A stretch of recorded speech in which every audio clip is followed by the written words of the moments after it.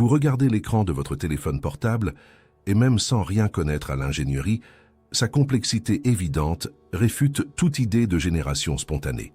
Derrière chaque icône qui glisse sous votre doigt, derrière chaque transition fluide d'un menu à l'autre, se cachent des millions de lignes d'instructions. Des milliers d'ingénieurs ont consacré leur vie à organiser des pixels d'une manière qui ait du sens. C'est intuitif. Si vous preniez les pièces d'une montre suisse, que vous les jetiez dans un mixeur et que vous l'allumiez à pleine puissance pendant 1 milliard d'années, le résultat ne serait qu'une poussière métallique sans valeur, jamais une montre fonctionnelle. C'est tout simplement du bon sens. Mais lorsque la conversation se tourne vers nous, vers les machines biologiques qui écoutent et traitent cette information, la logique semble être jetée par la fenêtre. Notre complexité fait passer n'importe quelle technologie humaine pour un jouet d'enfant. Et pourtant, on nous apprend à croire au mixeur. On nous raconte l'histoire d'une flaque d'eau tiède, d'un événement cosmique aléatoire, d'une erreur de parcours qui, par chance, a abouti à la conscience, à l'art, à la pensée. C'est l'enquête la plus profonde que nous ayons jamais menée, un voyage pour déchiffrer le code source de notre propre réalité. Et pour ce faire, nous laisserons de côté la philosophie et les croyances. Nous parlerons la seule langue que notre esprit peut accepter comme objectivement vraie, la langue des nombres et de l'information. Nous avons alimenté un fichier de données gigantesque, décrivant les fondements chimiques et informationnels de la vie, dans un système d'analyse conçu pour être libre de tout préjugé humain et de tout dogme académique. Dans un but unique, nous avons demandé à notre intelligence artificielle, Axiom, de calculer quelle était la probabilité que la vie sur Terre soit apparue par hasard. Le système a renvoyé une réponse qui nous a forcés à remettre en question tout ce que nous avions appris sur nos origines. Tout commence dans ce que les livres appellent la soupe primordiale. Le modèle conventionnel enseigné dans les écoles nous peint un tableau presque poétique. Il y a 4 milliards d'années, sur une Terre sans vie, les conditions étaient uniques. Un océan riche en éléments chimiques était bombardé par la foudre et chauffé par des volcans. Dans ce mélange chaotique d'énergie, la matière inerte, d'une certaine manière, s'est éveillée. Des molécules se sont unies aléatoirement pour former des acides aminés. Les acides aminés se sont alignés au hasard pour former des protéines. Et les protéines, par un coup de chance, se sont organisées pour former la première cellule vivante. C'est une belle histoire, mais regardons-la avec les yeux d'un programmeur. Qu'est-ce qu'une cellule vivante? Au XIXe siècle, Charles Darwin imaginait que ce n'était qu'une bulle de protoplasme, quelque chose comme une simple gélatine. Aujourd'hui, grâce aux microscopes électroniques, nous connaissons la vérité. Loin d'être une simple gélatine, la bactérie fonctionne comme une métropole nanotechnologique d'une complexité qui défie l'imagination. En son sein existent des centrales énergétiques, des systèmes de défense, des autoroutes de transport, des centres de recyclage des déchets, des archives de données et, le plus impressionnant, des chaînes de montage automatisées qui se répliquent elles-mêmes. Une ville qui construit des copies d'elle-même. L'organisation au sein d'une seule cellule est plus complexe et efficace que celle d'une ville comme New York. Visualisez New York se construisant toute seule, sans architecte ni plan, simplement parce que le vent a soufflé sur un dépôt de matériaux de construction, exigerait un immense effort de foi. Les chiffres révèlent la dimension réelle du problème.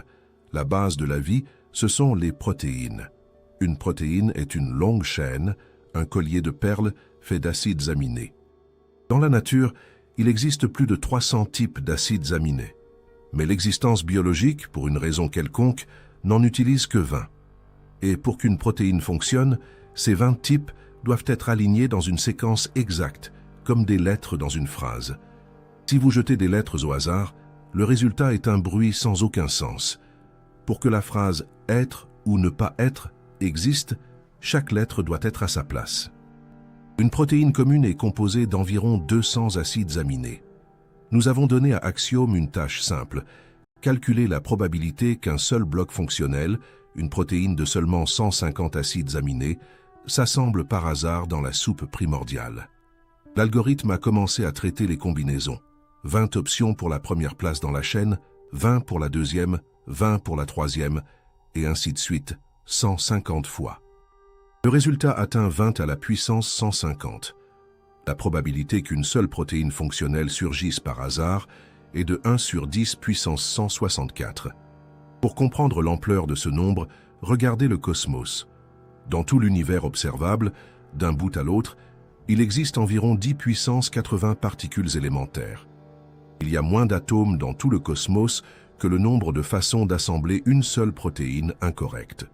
Si chaque atome de l'univers était un laboratoire essayant de créer cette protéine, et que chaque laboratoire réalisait 1 milliard de tentatives par seconde depuis le Big Bang, nous n'aurions toujours pas eu assez de temps pour trouver, par hasard, une seule séquence correcte. Mathématiquement, tout événement avec une probabilité inférieure à 1 sur 10 puissance 50 est considéré comme impossible. C'est la loi d'Émile Borel. Ce que nous avons ici dépasse l'improbable. Il s'agit d'un zéro absolu. Mathématiquement, cela ne pourrait jamais arriver. Nulle part. Jamais. Le problème devient encore plus profond avec la variable suivante. Nous avons inséré dans Axiome une variable que les défenseurs de la théorie du hasard préfèrent ne pas commenter. Un détail gênant de la chimie qui transforme l'impossible en une absurdité logique. C'est la question de la chiralité. En chimie, de nombreuses molécules existent sous deux formes, comme si elles étaient à l'image l'une de l'autre dans un miroir. Vos mains offrent l'exemple parfait. Elles sont identiques en composition, mais elles ne sont pas superposables. Un gant de la main gauche ne va pas à la main droite. Elles sont chirales. Lorsque les acides aminés sont synthétisés en laboratoire par des réactions aléatoires, le résultat est toujours un mélange. 50% de molécules gauchères et 50% de molécules droitières. C'est une loi fondamentale de la chimie. Ce mélange reçoit le nom de racémique. Cependant, quand nous regardons n'importe quel être vivant sur Terre, nous voyons une anomalie choquante. Toutes les protéines, dans toutes les formes de vie, de la plus petite bactérie à l'être humain, sont construites exclusivement avec des acides aminés gauchers, pas un seul droitier. Si un seul acide aminé droitier entre dans la chaîne, la structure de la protéine se défait et la vie meurt. C'est comme si vous aviez un sac avec 1 milliard de pièces de monnaie, que vous les jetiez toutes en l'air et qu'elles retombaient toutes, sans exception, sur la même face. Cela défie la loi des probabilités. Obtenir une chaîne de 150 acides aminés exclusivement gauchers par hasard revient à lancer une pièce 150 fois de suite et à obtenir face à chaque lancer. Quelqu'un ou quelque chose a dû filtrer le matériau de construction avant même que l'œuvre ne commence. L'élimination de toute erreur statistique pointe vers un projet délibéré. Et même si nous franchissions cette barrière, il y a encore un autre obstacle. Une protéine n'est qu'une brique. Pour que la cellule la plus primitive existe, une brique ne suffit pas. Il faut au minimum 239 types différents de protéines, toutes fonctionnant en parfaite synchronie. Et elles doivent apparaître en même temps. La vie ne peut pas attendre. Un cœur ne fonctionne pas sans poumons. Une membrane cellulaire se désintègre s'il n'y a pas un mécanisme pour générer de l'énergie à l'intérieur. La cellule doit naître complète, avec tous ses systèmes opérationnels, où elle ne survit pas même une seconde. C'est ce que nous appelons la complexité irréductible. Sir Fred Hoyle, astronome et mathématicien britannique, a résumé cette idée en une phrase devenue légendaire. Il a dit que la probabilité que la vie surgisse par hasard était la même que celle d'un ouragan, passant dans une casse et assemblant, à partir de la ferraille, un Boeing 747 totalement fonctionnel et prêt à décoller. Nous avons décidé de tester cette analogie. Nous avons inséré les paramètres de la casse chimique de la soupe primordiale et ceux du Boeing, de la cellule la plus simple dans Axiome. Le système a conclu que, pour l'assemblage aléatoire de l'ensemble minimum de protéines, il faudrait plus de temps que l'âge de notre univers. Même si l'univers était 1 milliard de fois plus vieux, le temps ne suffirait toujours pas. Cela se produit parce que la nature suit une loi implacable, le deuxième principe de la thermodynamique. Toutes les choses dans l'univers tendent vers le chaos, pas vers l'ordre. Une machine rouille, un bâtiment s'effondre, un corps se décompose. L'ordre se défait spontanément. Nous n'observons jamais le contraire. Nous ne voyons jamais la rouille se rassembler pour former une voiture, ou la poussière s'unir pour créer un ordinateur. L'origine spontanée de la vie est la violation la plus spectaculaire de cette loi fondamentale. C'est comme faire exploser une imprimerie et espérer que les lettres qui tombent du ciel forment, toutes seules, le texte complet de l'Encyclopédie Britannica, sans une seule faute de frappe. Mais la preuve définitive ne réside pas dans la chimie, mais dans l'information. Et ici, nous arrivons au cœur de notre enquête. La vie n'est pas seulement matière, elle est, avant tout, information. L'ADN est une instruction. Plus qu'une belle métaphore, il s'agit d'un fait littéral. Dans le noyau de chacune de vos cellules, il existe une instruction écrite avec 3,5 milliards de caractères. Si vous marchez sur la plage et que vous voyez sur le sable la phrase « Jean aime Marie », vous savez que cela a été écrit par un esprit intelligent. Les vagues peuvent créer des motifs magnifiques, le vent peut sculpter les dunes, mais ni le vent ni les vagues ne peuvent créer un message. L'information sous toutes ses formes provient toujours d'une intelligence. La matière peut être le support de l'information, comme le papier lait pour un livre ou le silicium pour une puce, mais la matière ne crée pas l'information qu'elle porte. Le poète écrit les poèmes, utilisant l'encre et le papier uniquement comme moyen. L'ADN est le système de stockage de données le plus dense et le plus complexe de l'univers, et on nous demande de croire que ce programme parfait s'est écrit lui-même. C'est la même chose que de croire qu'un système d'exploitation complexe est apparu spontanément, à cause d'une surcharge du réseau électrique.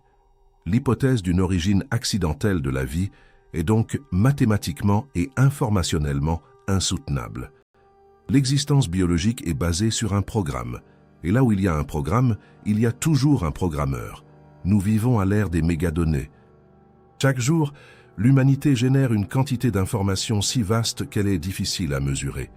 Vos photos, messages, transactions bancaires, vidéos, données satellitaires, tout cela se fond dans un océan numérique gigantesque. Pour stocker ce volume colossal, nous avons construit des structures cyclopéennes appelées centres de données. Ce sont d'immenses entrepôts, de la taille de terrains de football, remplis de serveurs qui consomment des quantités absurdes d'électricité et exigent de puissants systèmes de refroidissement pour ne pas fondre. Nous sommes fiers de ces réalisations. Nous croyons que nos progrès dans le stockage de données sont le summum de l'ingénierie. Mais nous nous trompons. Notre enquête, menée avec l'aide du système analytique Axiom, a révélé une vérité déconcertante. Comparée à la technologie cachée dans chaque cellule de votre corps, nos meilleurs serveurs sont comme les tablettes d'argile des anciens Sumériens. L'intelligence supérieure a résolu le problème du stockage de données d'une manière qui est encore bien au-delà de nos capacités. Le secret réside dans la compression. Nous avons donné à Axiom une tâche technique bien spécifique. Comparer l'efficacité du disque dur le plus avancé jamais créé par l'homme avec la molécule d'ADN. Nous avons chargé les paramètres de densité d'enregistrement, d'efficacité énergétique et de durabilité. Le résultat que l'algorithme nous a montré ressemblait à une erreur de calcul. La différence entre notre technologie et la technologie du créateur n'est pas de quelques fois ou quelques pourcents. La différence est de plusieurs ordres de grandeur, des millions, des milliards de fois.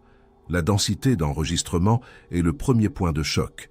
Un disque dur moderne avec une capacité d'1 téraoctet est un dispositif complexe, pesant environ 100 grammes. Si nous gravions ce même téraoctet de données sur de l'ADN, savez-vous combien d'espace cela occuperait? Un seul gramme d'ADN peut, théoriquement, stocker 455 hexaoctets d'informations. Un hexaoctet est 1 milliard de gigaoctets.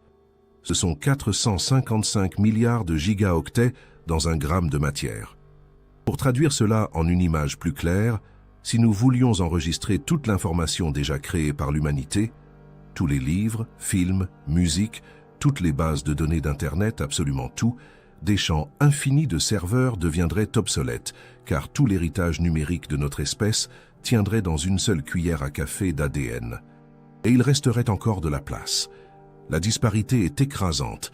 Une cuillère à café contre des millions de kilomètres carrés de serveurs.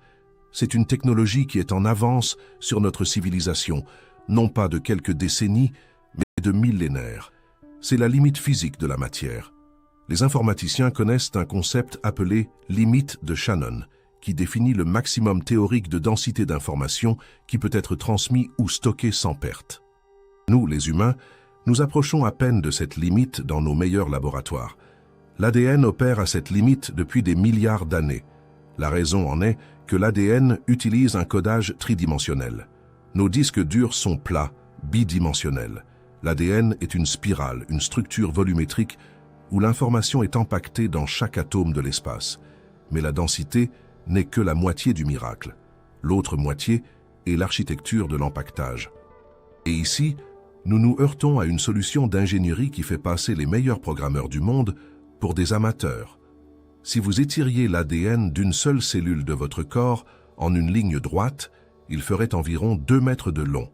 Cette ligne de 2 mètres doit être compactée à l'intérieur du noyau d'une cellule, qui a un diamètre moyen de 6 micromètres, 6 millièmes de millimètre. La tâche équivaut à prendre un fil de pêche fin de 40 km de long et à le ranger de façon organisée à l'intérieur d'une balle de tennis. Mais il ne s'agit pas seulement de tout fourrer là-dedans. C'est une question d'archivage, avec accès instantané. Si vous vous contentez de chiffonner 40 km de fil en une boule, vous ne trouverez jamais un tronçon spécifique. Ce sera un enchevêtrement inutile de nœuds. Mais l'ADN dans le noyau n'est pas emmêlé. Il est organisé. Il existe un système d'archivage multiniveau, semblable au système de fichiers d'un ordinateur, mais en 3 dimensions. Le fil d'ADN est enroulé sur des bobines de protéines spéciales, appelées histones. Ensuite, ces bobines sont torsadées en une spirale plus épaisse.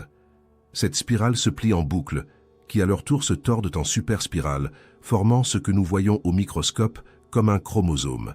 C'est une compression dans la compression, répétée à plusieurs niveaux. Le plus impressionnant est que ce n'est pas une archive statique, c'est une bibliothèque vivante. Lorsque la cellule a besoin d'une instruction, comme celle de produire de l'insuline, elle ne déballe pas toute l'archive. Des robots moléculaires trouvent le tronçon exact, déroulent uniquement la bobine nécessaire, lisent le programme et l'enroulent à nouveau instantanément. C'est une mémoire à accès aléatoire, implémentée au niveau moléculaire avec une efficacité qui frôle les 100%. Une structure d'archivage d'une telle ampleur, avec un accès instantané, ne pourrait pas surgir par hasard. C'est un projet d'ingénierie de très haut niveau. Tout système complexe, toute base de données est sujette aux erreurs. Rayonnement, attaques chimiques, rayons ultraviolets. Tout cela bombarde nos cellules constamment, essayant de briser les chaînes d'ADN, d'effacer l'information, d'introduire le chaos. En théorie, la vie aurait dû disparaître en quelques générations à cause de l'accumulation d'erreurs critiques. Les données auraient dû se dégrader, le fichier aurait dû être corrompu. Mais nous sommes vivants. Les organismes prospèrent depuis des milliards d'années. Pourquoi? Parce qu'intégré dans ce disque dur parfait, il existe aussi un système de sécurité parfait. Dans l'ADN, il y a un mécanisme qui vérifie l'intégrité des données et les répare en temps réel. L'efficacité énergétique est un autre gouffre entre nous et le projet original. Internet, aujourd'hui, consomme environ 10% de toute l'électricité mondiale. Les serveurs chauffent et ont besoin de climatisation. Conserver des données coûte cher. L'ADN stocke l'information à température ambiante. Il n'a pas besoin de gigawatts d'énergie. La consommation pour stocker un bit d'information dans l'ADN est des milliards de fois inférieure à celle de nos cartes mémoire les plus modernes. C'est la technologie verte à son niveau absolu. Le créateur de ce système a résolu la crise énergétique avant même qu'elle n'existe. La question la plus critique pour notre technologie est la durabilité. Combien de temps vos données survivent-elles? Un disque dur peut tomber en panne en 5 ans. Une clé USB peut mourir en 10. Les disques optiques se détériorent. Le papier se défait en quelques siècles. Nous vivons à l'ère de l'amnésie numérique. Les formats changent. Les supports se détruisent. Maintenant, regardez l'ADN. En 2013, des scientifiques ont décodé le génome d'un cheval ancien qui a vécu il y a 700 000 ans. Ses os sont restés dans la glace pendant près d'1 million d'années, et nous parvenons encore à lire son instruction. L'ADN est une molécule incroyablement stable. S'il est conservé dans un endroit sec, frais et sombre, il peut préserver l'information pendant des centaines de milliers, peut-être des millions d'années. C'est comme la boîte noire d'un avion, conçue pour survivre aux catastrophes. Notre génome est une boîte noire conçue pour transporter l'information à travers les âges.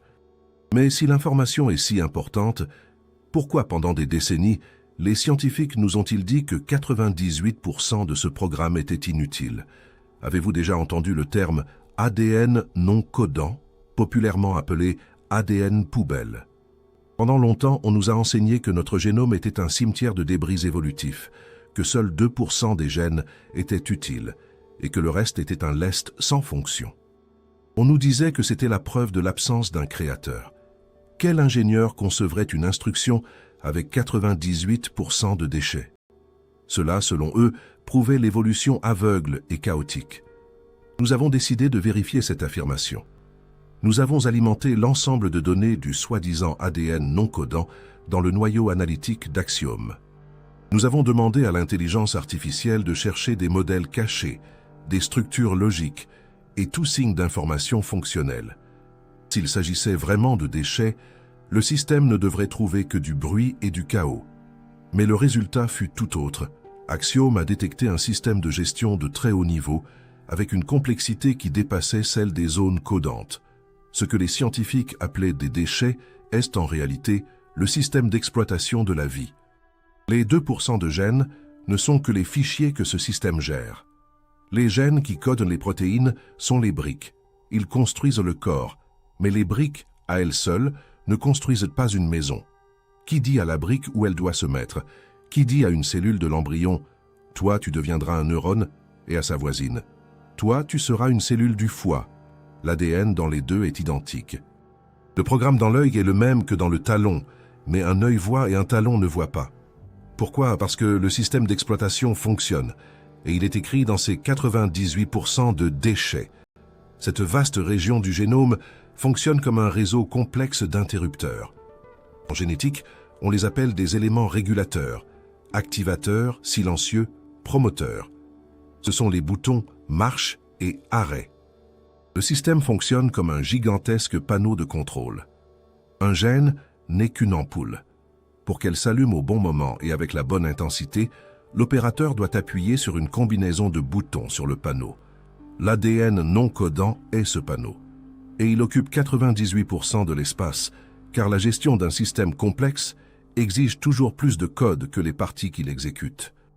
En 2012, le projet international ENCODE a choqué la communauté scientifique en annonçant qu'au minimum, 80% du génome est biochimiquement actif. Là où ils voyaient des ordures, nous voyons maintenant un bureau fonctionnel. Et chaque année, ce nombre augmente. Nous nous approchons de la compréhension que dans l'ADN, il n'y a pas un seul détail superflu. Le mythe de l'ADN poubelle a été démantelé. Chaque lettre a sa place. Chaque répétition a un rythme et une fonction. Si l'ADN est une structure si parfaite où l'instruction gère la machine, surgit alors le plus grand paradoxe logique de tous. Un paradoxe qui paralyse toute théorie matérialiste sur l'origine de la vie. Sous l'angle de l'ingénierie, le problème révèle un paradoxe. Pour lire le programme de l'ADN, des protéines spécialisées, les enzymes, sont nécessaires. Mais pour créer ces protéines, il faut lire le programme de l'ADN. Qu'est-ce qui est venu en premier? Le programme ou la machine pour le lire? L'instruction pour monter le robot se trouve dans la mémoire du robot lui-même. Mais le robot n'a pas encore été monté pour pouvoir accéder à cette instruction. C'est un cercle fermé, une impasse logique. Enfant, nous avons tous entendu la fameuse question « Qu'est-ce qui est venu en premier, l'œuf ou la poule ?» C'était un jeu amusant, un casse-tête philosophique. Mais quand nous transposons cette même question du poulailler au nanomonde, au cœur de la cellule vivante, elle cesse d'être drôle. Elle devient le pire cauchemar pour la théorie de l'évolution. Elle se transforme en un mur infranchissable.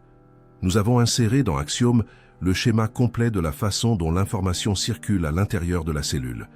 Nous avons demandé au système de trouver le point de départ. Où tout a-t-il commencé? Quel a été le premier processus? Axiom a analysé les cycles et a renvoyé une erreur fatale. Récursion infinie détectée. Dépendance cyclique. Le système ne peut pas démarrer tout seul. La vie repose sur deux piliers principaux. Le premier est l'ADN, le disque dur, la bibliothèque de projet. C'est l'information. Mais l'ADN, comme nous l'avons déjà vu, est passif. Il ne fait rien tout seul. Un livre ne peut pas se lire lui-même. Le deuxième pilier, ce sont les protéines. Elles sont les ouvriers, les outils, les machines moléculaires qui construisent la cellule, digèrent la nourriture, transportent l'oxygène. Les protéines sont la partie mécanique de la vie. Et ici, le piège se referme. Pour construire une protéine, l'organisme a besoin d'une instruction. Cette instruction est écrite dans l'ADN. Sans l'ADN, la cellule ne sait pas comment assembler une protéine. Mais pour lire l'instruction de l'ADN, la copier et sur cette base assembler la protéine, d'autres protéines sont nécessaires. La lecture de l'ADN est effectuée par un complexe de protéines. L'ouverture de la spirale d'ADN est faite par une autre protéine. La copie de l'ADN est faite par encore plus de protéines. C'est un cercle d'un désespoir parfait. Pour que le premier ADN surgisse, il aurait fallu des protéines pour l'assembler. Mais pour que les premières protéines surgissent, il aurait fallu un ADN avec les instructions sur la façon de les assembler. C'est un problème classique de l'informatique. En achetant un ordinateur complètement vide, sans système d'exploitation, sans rien, juste le matériel, vous avez une clé USB avec le programme d'installation. Pour installer le système, l'ordinateur doit lire la clé USB. Mais pour que l'ordinateur lise la clé USB, il doit déjà avoir un certain type de système, même minimal, pour reconnaître l'entrée USB. Comment installer un système si, pour l'installation, vous avez déjà besoin d'un système? Dans le monde des ordinateurs, les ingénieurs résolvent cela à l'usine.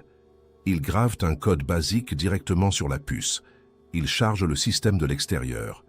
Mais dans le cas de l'origine de la vie sur Terre, selon la science officielle, il n'y avait pas d'ingénieur. Il n'y avait pas d'usine. Il n'y avait qu'un océan et le hasard. La probabilité que l'ADN et les protéines nécessaires pour le lire aient surgi de manière indépendante, au même endroit, au même moment, et se soit emboîté parfaitement comme une clé dans sa serrure, est si ridiculement faible que pour l'écrire, il faudrait plus de zéro que le nombre de particules dans tout l'univers. Ce n'est pas une chance sur 1 million, c'est un jamais mathématique. Pour tenter de contourner ce problème, les scientifiques ont proposé l'hypothèse du monde à ARN. L'idée est qu'au début, il n'y avait ni ADN ni protéines, mais seulement de l'ARN, une molécule semblable à l'ADN. Ils ont suggéré que l'ARN aurait pu être, en même temps, porteur d'informations et machine fonctionnelle. Mais cette hypothèse s'effondre également. L'ARN est extrêmement instable et se décompose rapidement. Construire la vie sur une base d'ARN dans un océan chaud serait comme construire un gratte-ciel avec de la glace fondue. La transition d'un système basé sur l'ARN vers le système actuel d'ADN et de protéines est aussi un gouffre logique. La vie est continue. Toute interruption dans les mécanismes signifie la mort. L'existence simultanée du système de stockage, l'ADN, et du système de traitement, les protéines, est une condition nécessaire à la vie. Il n'aurait pas pu surgir en séquence. Et il y a encore un troisième composant essentiel, l'énergie. Rien dans l'univers ne se produit sans énergie. Dans la cellule, la batterie universelle est la molécule d'ATP. Qui produit l'ATP? Un nanomoteur appelé ATP synthase, qui est lui-même une protéine construite à partir d'instructions dans l'ADN. Pour lire l'ADN, il faut de l'énergie. Pour obtenir de l'énergie, il faut le moteur. Pour construire le moteur, il faut lire l'ADN. Le cercle se referme à nouveau. Cette architecture n'aurait pas pu commencer petit à petit. Elle a dû être créée dans un état déjà chargé, assemblé et prêt à fonctionner. Tous les composants, ADN, protéines, membranes, énergie, devaient apparaître en un seul instant, en un même lieu, parfaitement ajustés. Si un seul composant manque, le système est mort. Si la vie n'a pas pu surgir graduellement au niveau moléculaire, peut-être qu'après l'activation de la première cellule, l'évolution a pris le contrôle, créant lentement la diversité des espèces que nous voyons aujourd'hui. La science officielle nous montre une belle image, l'arbre de la vie, où tout pousse à partir d'une racine unique, de manière douce et continue. Charles Darwin croyait fermement que la nature ne fait pas de saut. Mais quand les paléontologues prennent leurs outils et commencent à creuser la terre, ils ne trouvent pas d'arbre. Ils trouvent quelque chose qui détruit complètement cette image pacifique. Ils trouvent des preuves d'un événement qui ressemble plus à un débarquement de masse qu'à une évolution. L'explosion cambrienne réécrit l'histoire de la vie en un instant. Nous avons alimenté les données du registre fossile de toute la planète dans les réseaux de neurones. Nous avons demandé à l'intelligence artificielle de construire un graphique montrant l'apparition de nouvelles formes biologiques au fil du temps. Si Darwin avait raison, le graphique devrait être une courbe douce, montant graduellement. Mais ce qu'Axiom nous a montré ressemblait à l'électrocardiogramme d'une crise cardiaque, une ligne presque droite, suivie d'un pic vertical et soudain. Il y a 540 millions d'années, quelque chose d'inexplicable s'est produit sur Terre. Pendant des milliards d'années avant ce point, la vie était extrêmement simple. Organismes unicellulaires, éponges, méduses primitives. Et tout à coup, dans les couches de roches correspondant à la période cambrienne, apparaissent, d'un seul coup, tous les principaux types d'animaux connus de la science. Sans avertissement, sans ancêtres. Cela s'est produit dans un intervalle de 5 à 10 millions d'années, ce qui, pour la géologie, est moins qu'un instant. Si nous comprimions l'histoire de la Terre en 24 heures, l'explosion cambrienne aurait duré moins de 2 minutes. Et en ces 2 minutes, la planète s'est remplie de créatures avec des squelettes rigides, des systèmes nerveux, des intestins, des membres et, le plus impressionnant de tout, des yeux hautement complexes. Le trilobite, un symbole du Cambrien, possédait des yeux à facettes composés de lentilles de calcite. L'optique de son œil est un chef-d'œuvre d'ingénierie, avec des doubles lentilles qui corrigèrent les aberrations sphériques. Selon le darwinisme, l'œil a évolué par étapes. Mais le trilobite apparaît dans le registre fossile déjà doté d'un système optique parfait, sans aucun précurseur. C'est comme si quelqu'un avait appuyé sur un interrupteur et que, soudainement, la planète avait gagné la vue. La création d'un nouveau type de corps exige une quantité immense de nouvelles informations génétiques. Il faut de nouveaux gènes pour construire une carapace, de nouveaux gènes pour les muscles, de nouveaux gènes pour le système nerveux. Les mathématiques interdisent tout simplement ce rythme d'évolution.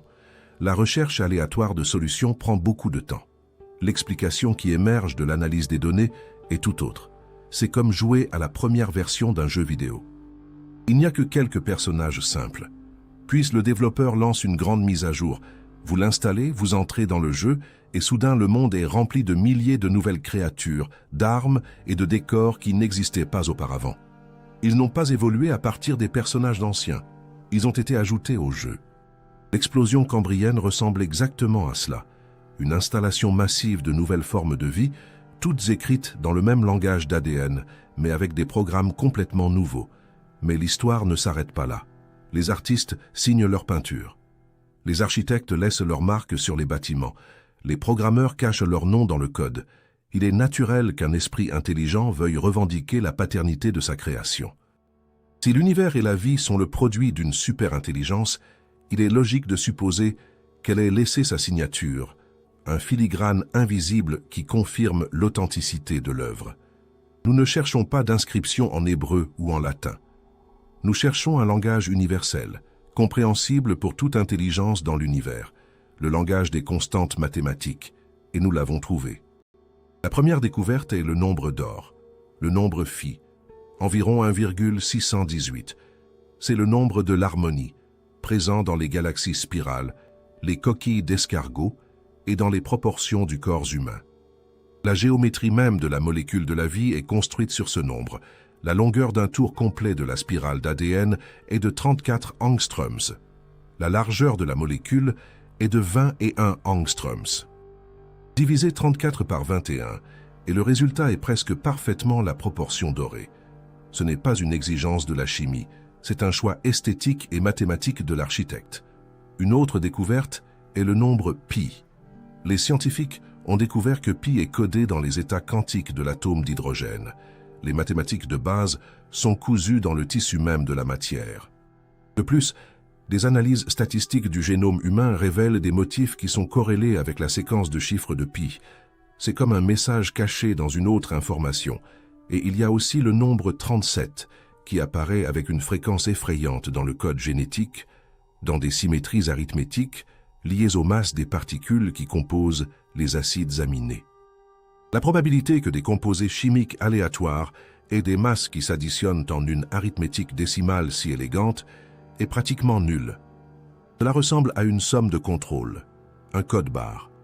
Ces motifs ont été laissés pour être découverts par une civilisation qui atteindrait un niveau technologique suffisant pour décoder l'ADN et comprendre les mathématiques avancées. C'est un message qui dit « Vous avez grandi, vous avez appris à lire. Maintenant, vous pouvez voir que j'étais ici. » En criminologie, il existe une méthode appelée profilage criminel. Les enquêteurs, sans avoir une photo ou un nom, parviennent à tracer un profil psychologique précis d'un criminel simplement en étudiant la scène du crime. Par la nature des preuves, par le mode opératoire, par les traces laissées, ils comprennent le type d'esprit auquel ils ont affaire. Nous jugeons le créateur par sa création. Nous jugeons le programmeur par son instruction. En appliquant l'analyse de système au code génétique, un profil clair de celui qui a écrit l'ADN émerge. Nous ferons cela non pas sur la base de textes anciens, mais sur la base de l'analyse de système. Nous avons inséré dans Axiom toutes les caractéristiques du code génétique que nous avons découvertes. La densité de compression, la nature numérique, les signatures mathématiques, le système de protection des données et les mises à jour massives de la biosphère. Et nous avons demandé à l'intelligence artificielle de répondre. Quelles sont les caractéristiques du créateur d'un système comme celui-ci? Premièrement, l'intelligence opère en dehors de notre espace et de notre temps. Si vous créez un jeu vidéo, vous n'êtes pas un personnage fait de pixels à l'intérieur du jeu. Vous êtes à l'extérieur, dans une réalité avec plus de dimensions et de possibilités. Le code de l'ADN et les lois de la physique sont les règles de notre univers. Celui qui les a établies ne peut pas être limité par elles. Cette entité n'est pas soumise au temps, parce que le temps fait partie du programme qu'elle a écrit. Pour elle, le Big Bang et ce moment exact existent simultanément, comme des fichiers sur un disque dur. De plus, on note une obsession pour l'efficacité. L'architecte est un perfectionniste de l'optimisation. Comme nous l'avons vu, il n'y a rien de superflu dans l'ADN. L'univers est construit sur le principe de la moindre action. La lumière choisit toujours le chemin le plus court. C'est la marque d'un ingénieur qui préfère les solutions élégantes à la force brute. Il valorise l'intelligence au-dessus du pouvoir. Sa force réside dans la précision, pas dans le volume. Enfin, il y a une profonde appréciation de l'esthétique. Nous trouvons le nombre d'or et les fractales. Le système pourrait être fonctionnel et, en même temps, laid. Une boîte en béton est une maison fonctionnelle, mais l'univers est beau. La beauté est intégrée dans les mathématiques des atomes. Pour l'architecte, l'esthétique est une constante aussi fondamentale que la gravité. C'est un artiste dont le pinceau est la lumière et dont la toile est le vide. La nature de notre réalité devient également plus claire. L'ADN est une instruction numérique. La physique quantique nous dit que, au niveau le plus profond, la matière est discrète. Il existe une longueur minimale et un temps minimal. Cela signifie que notre monde n'est pas analogique. Il est pixelisé. Il a une résolution. Notre réalité semble être un processus informatique, mais ce n'est pas une simulation froide et sans but. L'analyse de l'ADN montre que le code est capable d'apprendre et de s'adapter.